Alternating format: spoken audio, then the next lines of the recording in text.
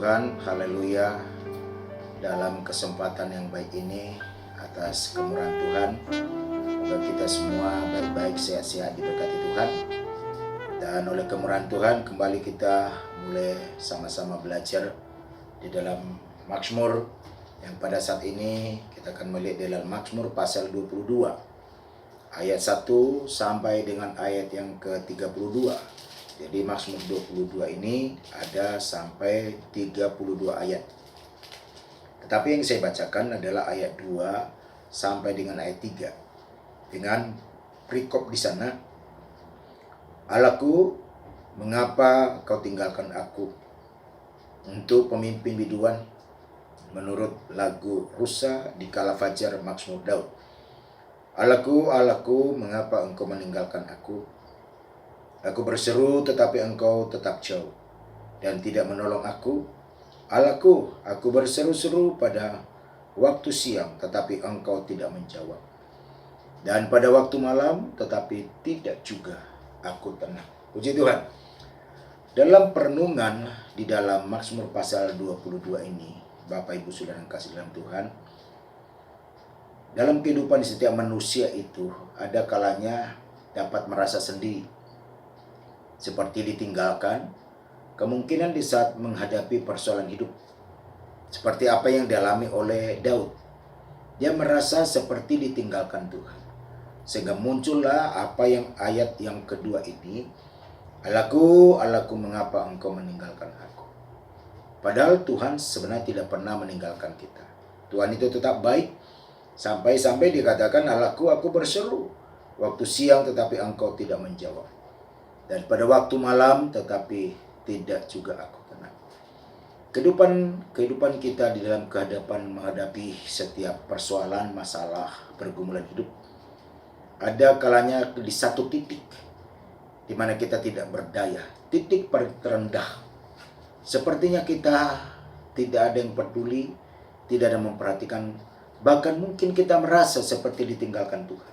Padahal kalau kita baca di dalam Mazmur 37, di dalam ayat 28, Alkitab berkata di sana, sebab Tuhan mencintai hukum, dan ia tidak meninggalkan orang-orang yang dikasihinya.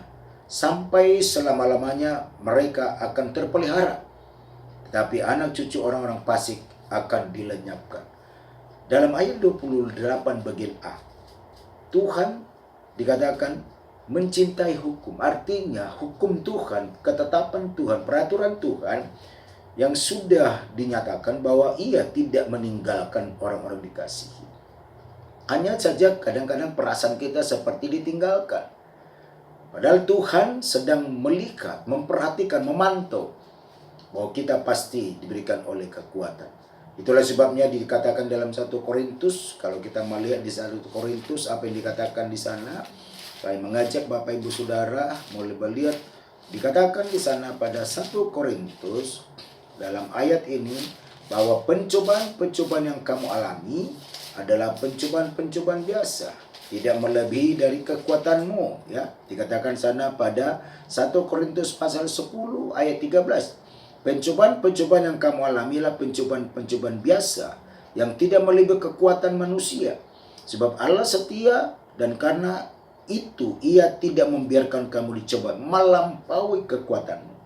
Pada waktu kamu dicoba, ia memberikan kepadamu jalan keluar sehingga kamu dapat menangguhnya. Nah, pada saat seperti ini kita mengalami proses yang kita hadapi, yang kita anggap itu sebagai pencobaan yang begitu berat.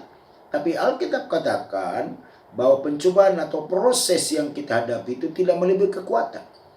Nah, perasaan kita membawa itu membuat kita seperti ditinggalkan. Sampai kita berseru seperti kata Daud, seperti tidak dijawab. Tetapi Alkitab boleh berkata tadi, di dalam Mazmur 37 ayat 28, Allah itu tidak pernah meninggalkan orang-orang dikasihinya. Kita percaya kita semua orang-orang dikasihi Tuhan. Sehingga pada Mazmur 22 yang di ayat yang 4, ya, ayat 4 berkata di sana, bahwa Tuhan itu ada di atas puji-pujian. Jadi saat kita memuji Tuhan, saat kita menyembah Tuhan, ada Tuhan di situ. Maka dikatakan Mazmur 22:4, Allah duduk di atas puji-pujian. Jadi kita memuji Tuhan saja, kita memuliakan Tuhan, mengagungkan Tuhan. Mari kita percaya di atas puji-pujian itu Allah Yesus Kristus duduk di atas pujian kita, membuat kita lewat pujian itu tidak merasa kita ditinggalkan. Itu yang pertama kita lihat di dalam Mazmur 22. Yang kedua, dikatakan sana pada ayat 6, dikatakan oleh firman Allah, kepadamu mereka berseru-seru dan mereka terluput. Kepadamu mereka percaya dan mereka tidak mendapat malu. Yang kedua, kita yang percaya kepada Tuhan, dalam ayat 6 ini tidak dipermalukan. Saat kita berseru, saat kita percaya. Nah, kata percaya di dalam bahasa yang dikatakan itu bahasa Greka, pisteu. Nah, yang artinya mempercayakan diri kita kepada Tuhan, meyakinkan kehidupan kita kepada Tuhan, dan selalu kita bersandar kepada Tuhan. Nah, disitulah kita melihat saat itu kita berpercayakan diri kita kepada Tuhan, bersandar kepada Tuhan Yesus Kristus, maka kita percaya tidak akan dipermalukan oleh Tuhan.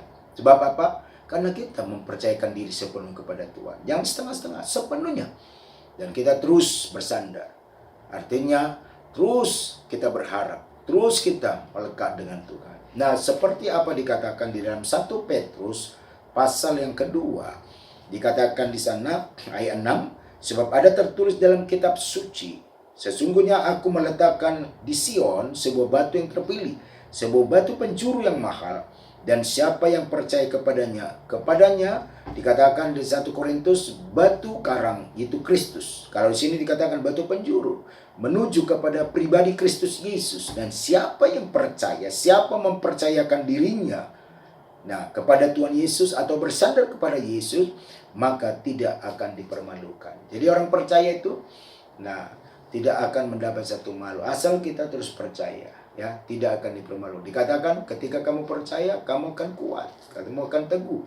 Dan itu yang kita lihat di dalam poin kedua. Poin ketiga adalah kita melihat di sana bahwa Alkitab katakan orang yang mencari Tuhan, kita melihat di sana apa yang dikatakan di sana di dalam ayat 27, orang mencari Tuhan hatinya hidup.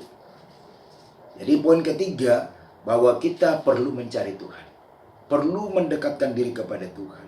Di mana ketika kita mencari Tuhan, agar kita tidak merasa ditinggalkan, agar tidak merasa kita dibiarkan, agar kita tidak merasa bahwa doa kita tidak dijawab, mari kita percayakan hidup kita kepada Tuhan. Mari kita terus mencari Tuhan.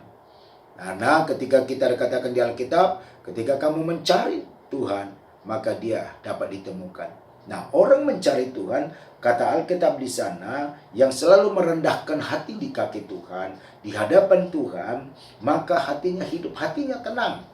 Hatinya tenang, hatinya punya kekuatan.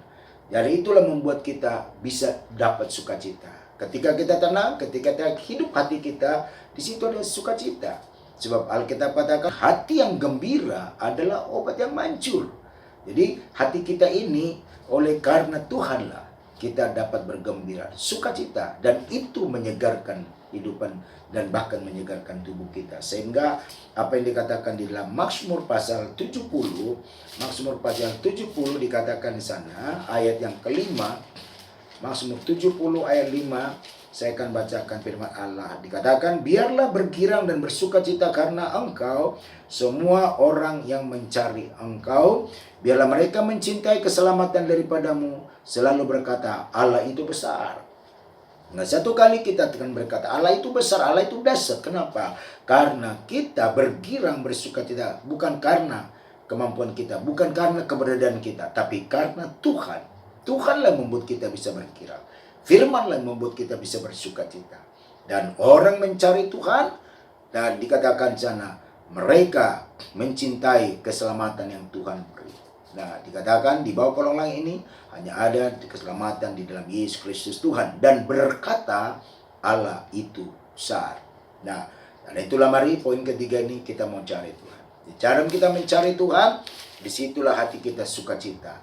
Disitulah kita mendapat ketenangan, disitulah kita juga mendapat kekuatan. Bahkan ada lagi yang berkata di firman Allah di dalam perjanjian baru, Dikatakan di sana pada Matius, jadi bukan saja hati kita tenang, bukan saja kita sukacita ketika kita mencari Tuhan, bahkan dikatakan oleh Alkitab dalam Matius pasal 6:33, carilah dahulu, utamakanlah dahulu kerajaan Allah dan kebenarannya, maka semuanya itu akan ditambahkan kepadamu. Semuanya. Bukan saja sukacita, pergumulan kita, permohonan kita, kerinduan kita, hati kita ingin apa yang melakukan firman yang sesuai dengan kehendaknya, Tuhan tambahkan. Baik pertumbuhan rohani, baik kebutuhan kita dalam kehidupan sehari-hari, Tuhan tambahkan apa menjadi keperluan kita, asal kita utamakan Tuhan. Nomor satu kan Tuhan, utamakan Tuhan. Dan orang yang mencari Tuhan, ada kekuatan, ada ketenangan, ada sukacita, bahkan Tuhan tambahkan berkat-berkatnya, kemurahannya bagi kita. Puji Tuhan, inilah 3 poin ini yang kita boleh dapat pelajari, yang dari ayat 1 sampai ayat yang ke-32. Ini yang boleh saya sampaikan dalam perenungan, dalam Mazmur 22. Biarlah kiranya Roh Kudus membantu kita dalam renungan singkat ini, bermanfaat, berguna, untuk kita memotivasi kita ke depan, agar kita tidak pernah merasa ditinggalkan Tuhan, agar kita tidak merasa doa kita tidak dijawab. Tetapi yakinlah saat memuji Tuhan, di situ ada Tuhan memberikan kita kekuatan. Asalkan kita terus percaya, bersandar, mempercayakan diri kepada Tuhan, dan hati kita akan mendapat satu ketenangan ketika kita cari Tuhan. Tuhan Yesus memberkati. Roh Kudus menerjemahkan lebih jauh, lebih dalam, sesuai dengan atas kehendaknya Tuhan. Selamat beraktivitas sepanjang hari ini. Tuhanlah melindungi, memberkati. Apa menjadi kerinduan cita-cita Bapak Ibu Saudara, Tuhan kiranya mengabulkannya. Immanuel, puji Tuhan, haleluya, amin.